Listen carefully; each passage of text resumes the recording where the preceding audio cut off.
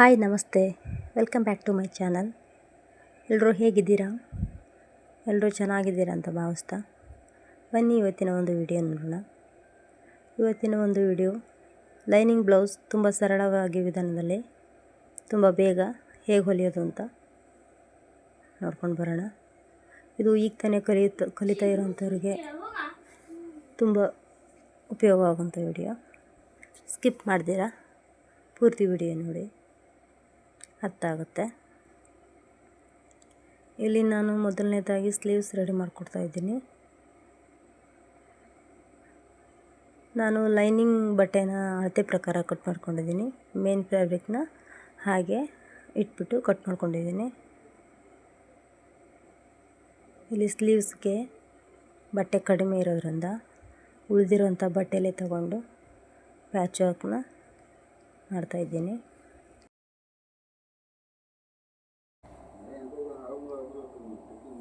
ಮೊದಲನೇ ಸರ್ತಿ ಯಾರಾದರೂ ನನ್ನ ವಿಡಿಯೋ ನೋಡ್ತಾ ಇದ್ದರೆ ಪ್ಲೀಸ್ ಸಬ್ಸ್ಕ್ರೈಬ್ ಮಾಡ್ಕೊಂಡು ನೋಡಿ, ಸಪೋರ್ಟ್ ಮಾಡಿ. ನೀವು ಸಪೋರ್ಟ್ ಮಾಡೋದ್ರಿಂದ ನನಗೆ ಇನ್ನೂ ಹೆಚ್ಚು ಇಂತಹ ವಿಡಿಯೋಗಳನ್ನು ಮಾಡೋದಕ್ಕೆ ಸ್ಫೂರ್ತಿ ಆಗುತ್ತೆ. ಇದೇ ಥರ ಎರಡು ಕಡೆ ಸ್ಲೀವ್ಸ್ನ ರೆಡಿ ಮಾಡ್ಕೋಬೇಕು. ಎರಡು ಕಡೆ ಸ್ಲೀವ್ಸ್ನ ಒಂದು ಸಲ ರೆಡಿ ಮಾಡ್ಕೊಂಡ್ಮೇಲೆ ಈ ರೀತಿ ಒಟ್ಟಿಗೆ ಇಟ್ಟು ಅಳತೆ ಒಂದು ಸಲ ನೋಡ್ಕೋಬೇಕು. ನಾನಿಲ್ಲಿ ಅಳತೆ ಬ್ಲೌಸ್ಗಿಂತ ಸ್ವಲ್ಪ ಜಾಸ್ತಿನೇ ಕಟ್ ಮಾಡ್ಕೊಂಡಿದ್ದೆ ಕಟ್ ಮಾಡ್ಕೊಳ್ಳುವಾಗ. ಹಾಗಾಗಿ ಈಗ ಒಂದು ಸಲ ಅಳತೆ ನೋಡಿ ಅಳತೆ ಸರಿಯಾಗಿ ಕಟ್ ಮಾಡಿಕೊಂಡೆ. ಇವಾಗ ಎರಡು ಸ್ಲೀವ್ಸು ರೆಡಿ ಆಯಿತು. ಈಗ ಕ್ರಾಸ್ ಬೆಲ್ಟ್ ಅನ್ನೋದನ್ನ ರೆಡಿ ಮಾಡ್ಕೊಳ್ಳೋಣ. ಕ್ರಾಸ್ ಬೆಲ್ಟ್ ಅನ್ನೋದು ದಪ್ಪವಾಗಿದ್ದಷ್ಟು ಬ್ಲೌಸ್ ಚೆನ್ನಾಗಿ ಬರುತ್ತೆ. ಬರೀ 2 ಲೇಯರ್ ಬಟ್ಟೆ ಕೊಟ್ಟು ಹೊಲಿಯಕ್ಕೆ ಹೋಗಬೇಡಿ. ನಾನಿಲ್ಲಿ 3 ಲೇಯರ್ ಬಟ್ಟೆ ತೊಗೊಂಡು ಕ್ರಾಸ್ ಬೆಲ್ಟ್ನ ಮಾಡ್ಕೋತಾ ಇದ್ದೀನಿ. 4 ಲೇಯರ್ ಕೂಡ ಕೊಟ್ಟು ಮಾಡ್ಕೋಬೋದು, ಇನ್ನೂ ಚೆನ್ನಾಗಾಗುತ್ತೆ.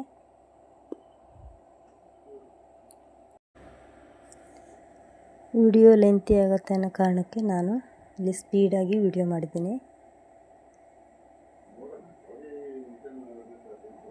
ಇಲ್ಲಿ ಫ್ರಂಟ್ ಪಾರ್ಟನ್ನು ಲೈನಿಂಗ್ ಜೊತೆ ಅಟ್ಯಾಚ್ ಮಾಡ್ಕೋತಾ ಇದ್ದೀನಿ.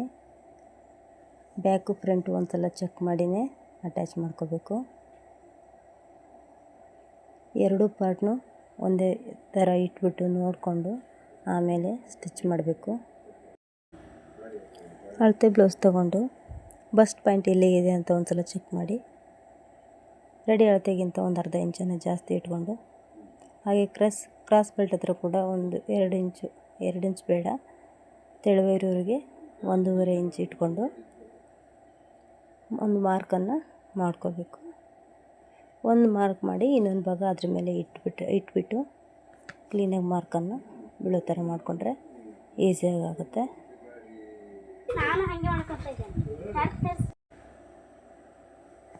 ಇವಾಗ ಕ್ರಾಸ್ ಬೆಲ್ಟನ್ನು ಕಟ್ ಮಾಡಿಕೊಂಡು ಆ ಕಡೆ ಈ ಕಡೆ ಭಾಗಕ್ಕೆ ಯಾವುದು ಅಂತ ಒಂದು ಸಲ ಚೆಕ್ ಮಾಡಿಕೊಂಡು ಉಲ್ಟಾ ಸೀದಾ ನೋಡಿಕೊಂಡು ಅಟ್ಯಾಚ್ ಮಾಡಬೇಕು.